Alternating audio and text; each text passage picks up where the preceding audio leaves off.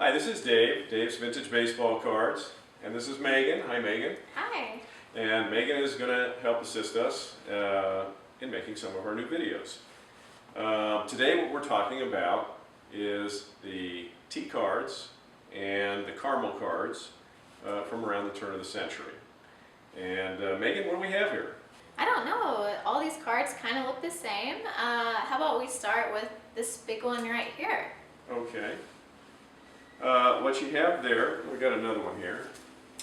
This is a T3, turkey red, and if you look at the back of these things, flip it over, you can see you got a checklist and a special offer on these. These were premium cards where you would send in 10 or 25 coupons from a certain type of tobacco company, and they would send you one of these cards. So people would collect these. There's looks like there's about 76 of them in the set, and they're basically baseball players and boxers, including the great Jack Johnson.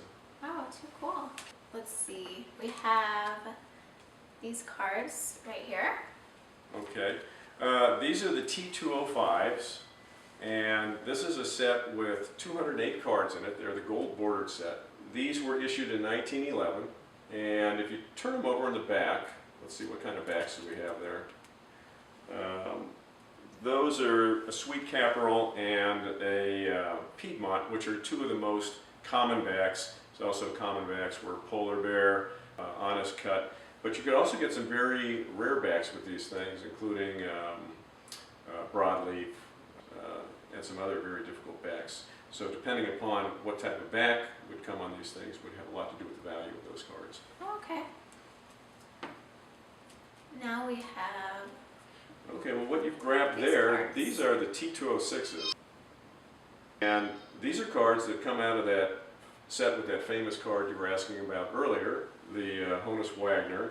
Yeah. This is about a 512 card set, and you can get these cards with a possibility of 17 different backs. Now, the Ty Cobb back, which is one of the rarest backs, would only come on the Ty Cobb card. But some of the more difficult backs in that issue are the Drum, Use It, Lennox, Broadleaf 460 backs, Carolina Brights, El Principal de Galles, and then you get into Tolstoy and Cycle, which are not quite as difficult, the Sovereigns, and so on down to the Polar Bears, right.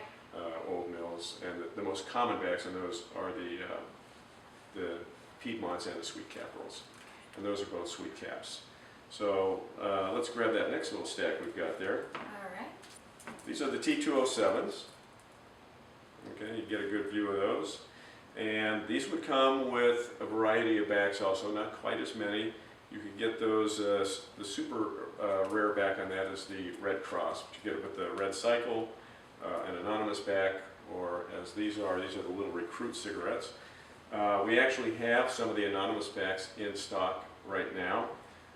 This is a 200 card set, and they come with it's one of the first sets to come with a glossy finish. They'd have, go ahead and turn those over again, and they would have a chocolate colored background, and because of the gloss they have a tendency to have a little minor cracking and chipping on the front. Okay.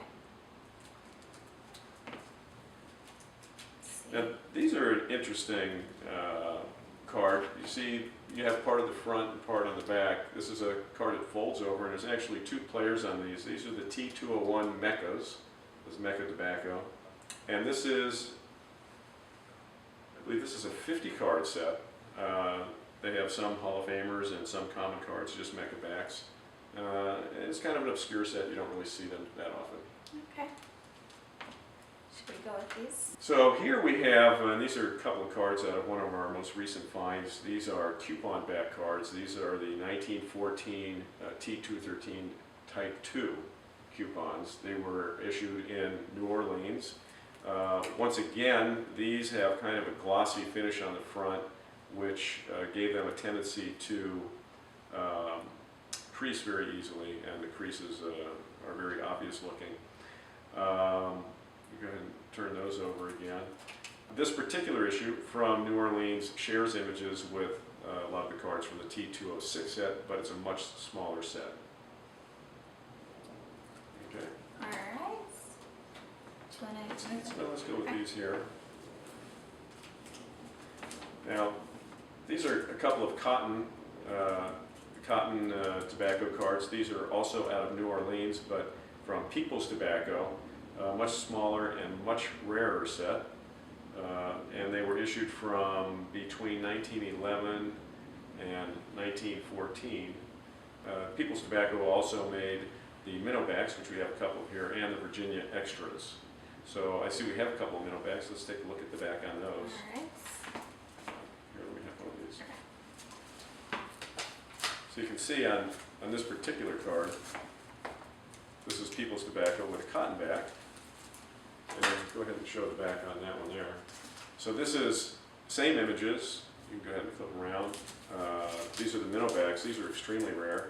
These two here, it's a Tinker and a Collins, a couple of Hall of Famers. We have about a half a dozen of these in stock. Just an extremely rare issue from down in Louisiana. You very seldom see those. And this card here, this is one of the T207s. And they come with a couple of different type of backs. This is the Honest cut, and this is Ty Cobb. There were 3 other players, I believe Marquard, Baker, and Bender are also in the set. It's a series of champions, so the total set is about 50 cards, and they would have all kinds of different athletes as well, boxers and track and field players. You know, there's quite a few different cards, but the baseball cards that are listed, there's only 4 of them. We actually have 3 of them. We're missing the Marquard, but if you're interested in this, we have these on the site also. Let's look at some of these minor league cards here. So these, what she has, completely different images. These are minor league players, Pacific Coast League. These are the cards with O backs. Go ahead and show the back of those. And these were issued 1909, 1910, and 1911. This particular card, this is the 1910 issue. The 1909s, as you may or may not know, are almost impossible to get. These have the blue ink on the back. The 1911s are printed in red ink on the back.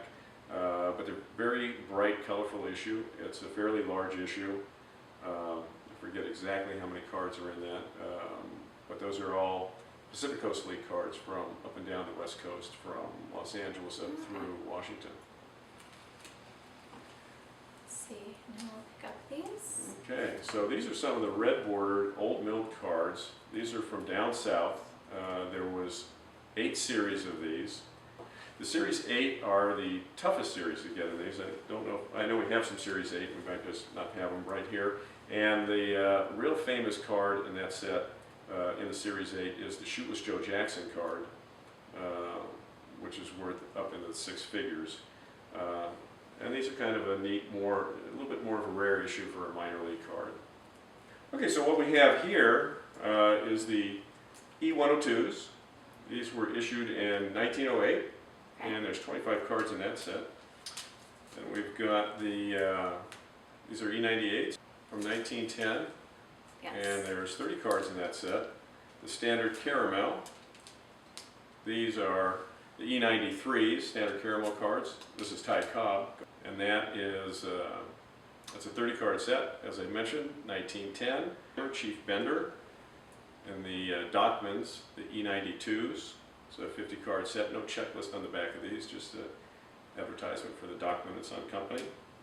And then last but not least, we have the General Baking cards from 1915, and this is Christy Mathewson on this card. And these are extremely rare cards, so this is a really valuable Christy Mathewson card. Well, that's pretty much it for our video for the T cards and the candy and caramel cards.